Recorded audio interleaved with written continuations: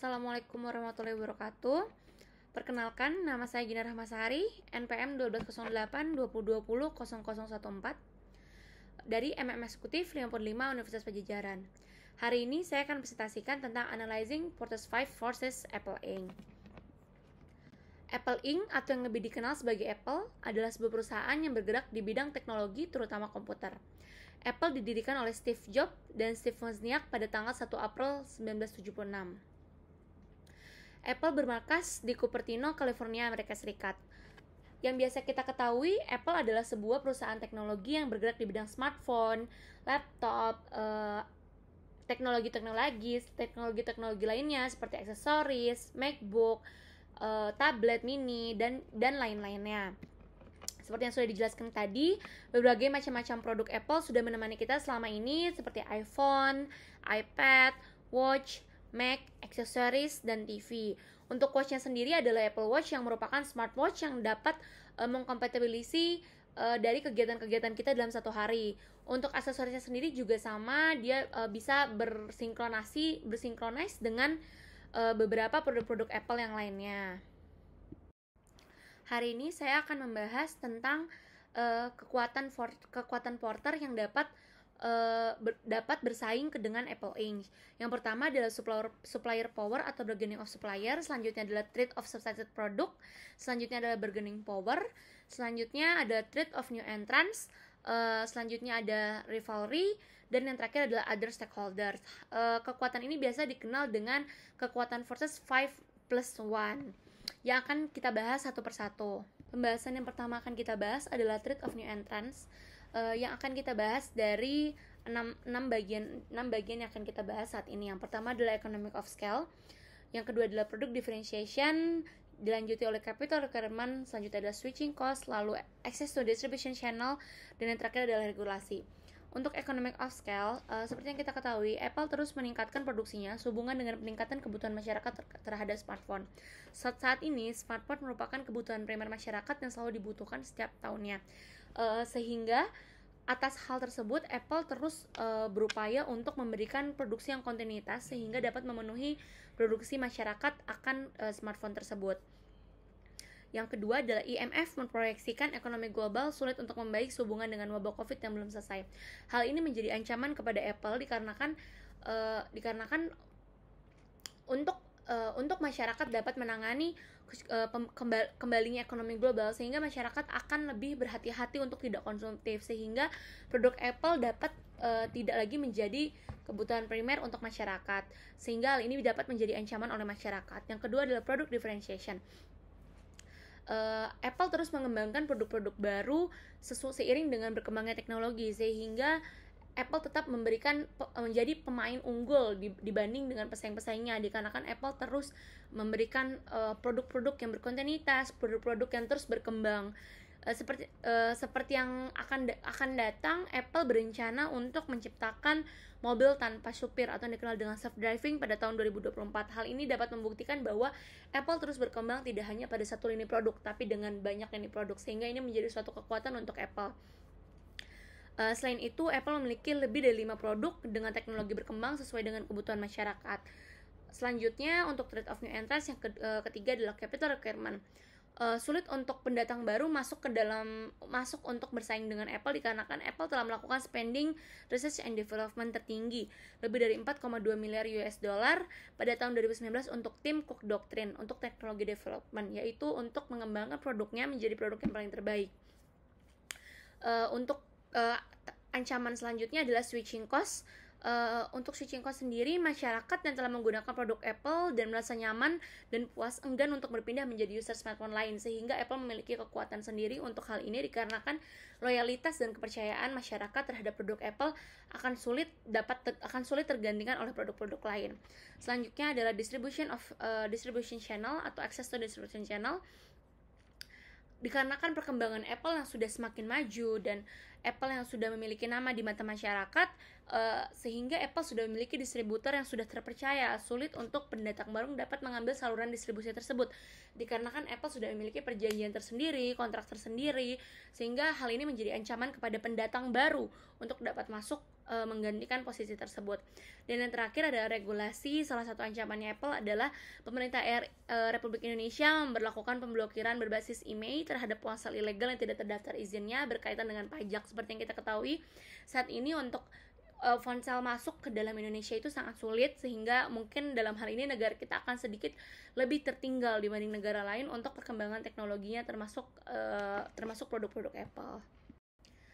Five forces selanjutnya adalah competitive rivalry. Seperti yang kita ketahui, untuk smartphone sendiri jumlah pesaingnya itu ada banyak, seperti Xiaomi, Oppo, Huawei, Amazon, PayPal, Lenovo, Google, HP, Microsoft, dan lain-lainnya.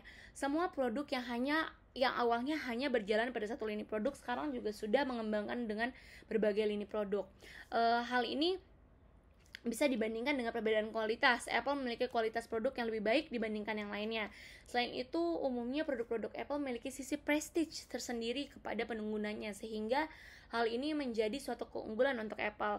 Karena sebenarnya kalau kita pikir-pikir itu, semua produk smartphone di dunia ini yang berkembang di global ini sama. Yang membedakan adalah loyalitas dari masing-masing pelanggan dan prestige dari masing-masing produk tersebut. Kekuatan selanjutnya adalah trade of substitute. Yang pertama adalah perubahan lifestyle. Perubahan lifestyle saat ini untuk merujuk untuk semua masyarakat menggunakan smartphone dengan kualitas yang baik dan tinggi. Seperti kita ketahui, sekarang sosial media menjadi suatu lifestyle terhadap masyarakat, sehingga untuk masyarakat dapat terus mengupdate atau terus mengikuti sosial media tersebut, masyarakat harus memiliki handphone atau teknologi yang dapat mengumpumi untuk memenuhi kebutuhan masyarakat terhadap sosial media tersebut. Salah satunya adalah memiliki smartphone yang memiliki kualitas yang baik dan tinggi, yang salah satunya seperti kita ketahui adalah produk Apple. Sehingga perubahan lifestyle pada masyarakat ini dapat mendorong masyarakat untuk dapat membeli produk Apple. Selanjutnya yang kedua adalah green environment. Green environment sendiri, Apple saat ini sudah memiliki kesadaran terhadap isu lingkungan. Seperti yang kita ketahui, untuk perkembangan produknya, Apple terus berupaya untuk mengurangi bundling produk setiap pembelinya, seperti pengurangan charger, pengurangan headset, atau pengurangan produk-produk lain dalam bundling produknya. Hal ini dikarenakan Apple berpendapat bahwa setiap masyarakat yang menggunakan Apple merupakan buyer yang lama, atau buyer yang memiliki loyalitas yang sebenarnya sudah menggunakan produk itu sebelumnya, sehingga mereka pasti sudah memiliki charger, memiliki earphone, atau aksesoris-aksesoris lainnya, sehingga untuk kita membeli produk yang baru itu sudah tidak ada bundling dari pembelian tersebut. Yang ketiga adalah efisiensi. Apple memiliki satu perangkat genggaman yang dapat melakukan segala hal dan sinkronasi dengan produk lainnya.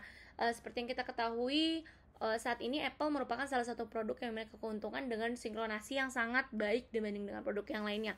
Jika kita memiliki lebih dari satu produk Apple dengan satu akun, kita dapat mengakses berbagai file dari masing-masing dari device yang berbeda dalam satu waktu. Seperti ada cloud tersendiri untuk Apple, atau yang kita kenal dengan iCloud. Untuk kelengkapannya sendiri, Apple terus mengembangkan produknya sehingga masa atau dari umurnya sendiri, setiap produk itu dapat di pasaran dapat dihitung, meskipun ketahanan produk tersebut dapat bertahan lama. Misalnya untuk satu buah iPhone itu dapat digunakan 5-6 tahun, tetapi Apple terus mengembangkan produknya setiap tahun, sehingga untuk masing-masing produk tersebut memiliki umur atau kelangkaan dari produknya tersebut. Yang selanjutnya adalah bargaining power of buyer. Bargaining power of buyer Apple lebih rendah dibandingkan rata-rata industri. Yang pertama adalah loyalitas customer. Apple memiliki tingkat loyalitas customer yang tinggi disebabkan produk dan desain yang diberikan selalu memberikan kepuasan kepada customer. Seperti yang sudah dibahas di topik sebelumnya, loyalitas customer Apple ini membuat perubahan dalam Apple untuk memberikan bundling produk yang tidak seperti biasanya atau seperti produk-produk yang sebelumnya. Hal ini menyimpulkan bahwa buyer Apple merupakan pelanggan lama yang sudah memiliki loyalitas yang tinggi terhadap Apple. Selanjutnya adalah synchronized product.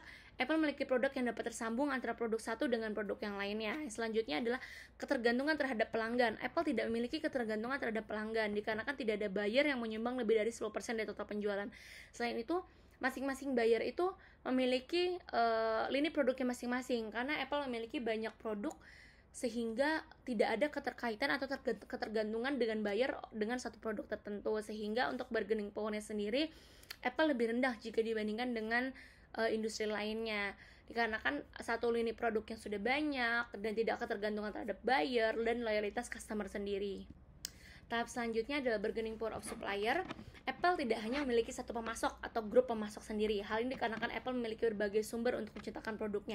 Untuk mengefisiensi produksi Apple memiliki berbagai macam supplier di segala sisi, di segala negara atau di segala wilayah.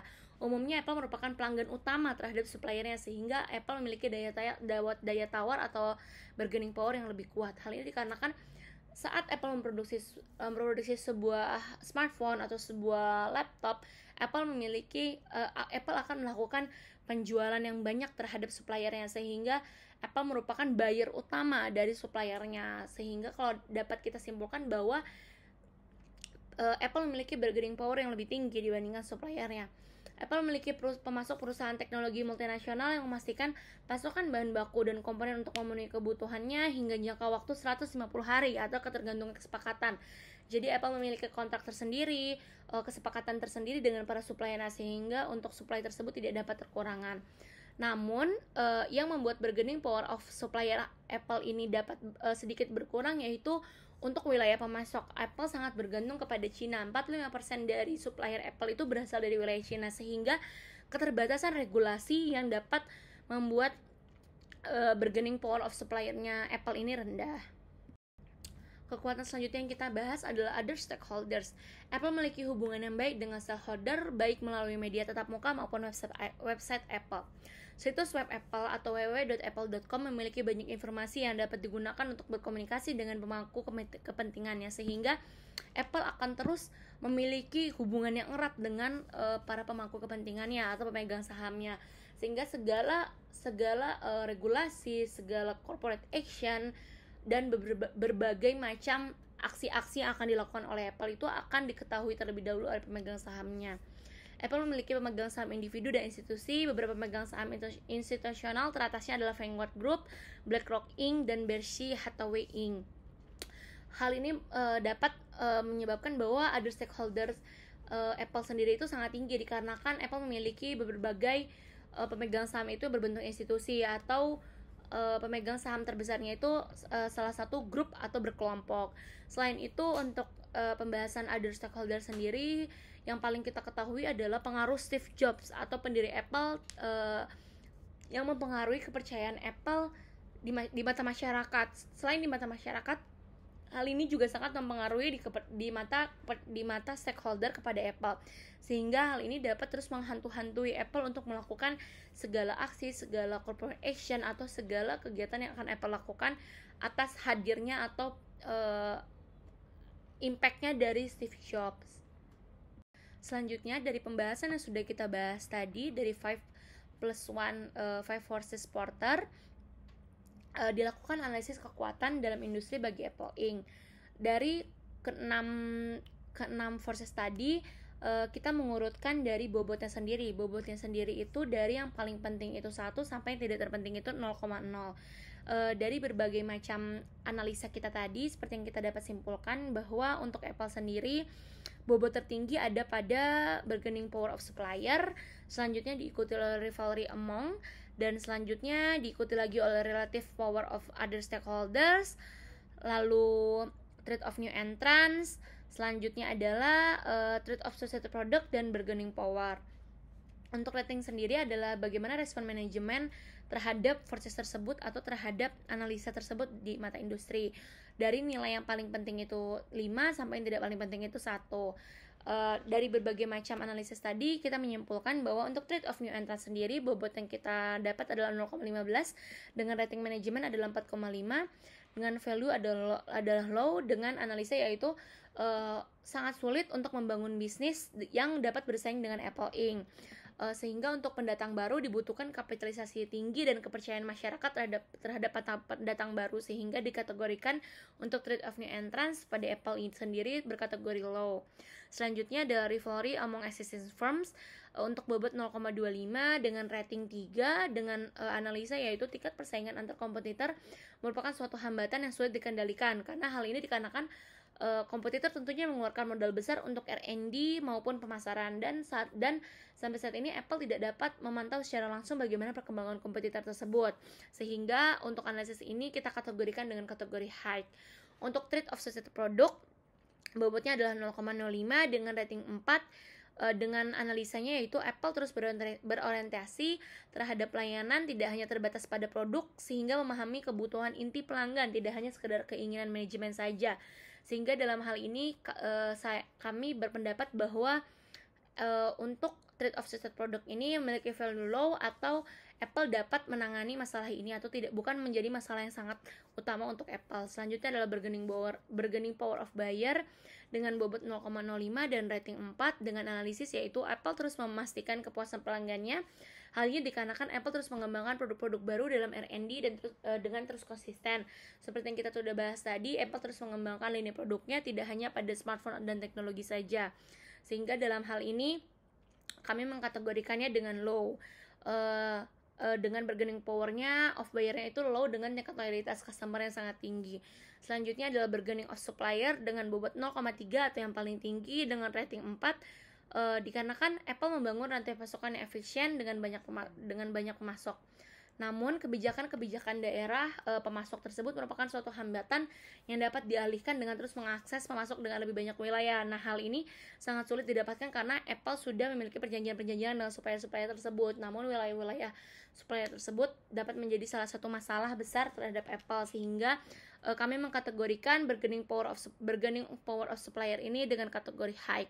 Dan yang terakhir adalah relative power of stakeholders dengan bobot 0,2 dengan rating 3,5 dengan logik yaitu kepercayaan stakeholder terhadap Steve Jobs yang sudah mendirikan Apple dan terus berkembang sampai saat ini menjadi suatu tantangan atau challenge terhadap Apple untuk melakukan pengembangan dan melanjutkan kepercayaan stakeholders terhadap Steve Jobs yang dilanjutkan oleh generasi selanjutnya yang mendirikan Apple. Sehingga kami mengkategorikan untuk relative power of other stakeholders ini dengan kategori high. Dari analisis kekuatan tersebut didapat nilai dengan skor 3,725 yang dapat disimpulkan berdasarkan tren atau kecenderungan yang dihasilkan oleh masing-masing poin tersebut. Dapat disimpulkan bahwa industri akan terus berkembang diikuti perkembangan produk yang terus dapat memberikan kepuasan dan kebutuhan masyarakat. Sekian presentasi dari saya. Mohon maaf apabila ada kesalahan kata ataupun kalimat. Terima kasih atas perhatiannya. Wassalamualaikum warahmatullahi wabarakatuh.